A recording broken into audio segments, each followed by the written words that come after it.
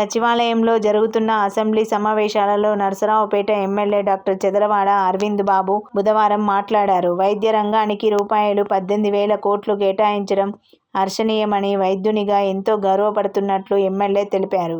గతంలో ఎన్నడూ లేని విధంగా వైద్య రంగానికి సీఎం చంద్రబాబు కూటమి ప్రభుత్వం పెద్దపీట వేసిందన్నారు.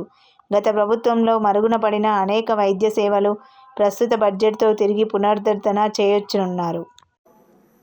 ఇది మంచి బడ్జెట్ అధ్యక్ష, దీన్ని స్వాగతిస్తున్నాము. అదేవిధంగా ఈ బడ్జెట్లో ప్రథమ స్థానం వ్యవసాయ రంగానికి ఇవ్వడం జరిగింది. అదేవిధంగా రెండవ స్థానం పంచాయతీరాజ్ వ్యవస్థకి ఇవ్వడం జరిగింది.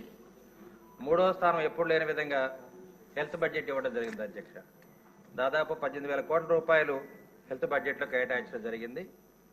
దీనివలన గడిచిన ప్రభుత్వంలో 5 ఏళ్లుగా ఏదైతే వైద్య వ్యవస్థ వెనకడికి పోయిందో ఆ వ్యవస్థని బాగు చేసుకోవడానికి ఈ పిహెచ్సిలు కానీ, అర్బన్ హెల్త్ సెంటర్స్ కానీ, ఏరియా హాస్పిటల్స్ కానీ, అదేవిధంగా టీచింగ్ హాస్పిటల్స్ అప్గ్రేడ్ చేసుకోవడానికి మనకి ఇవాళ ఉన్న బడ్జెట్ చాలా ఉపయోగపడుతుంది.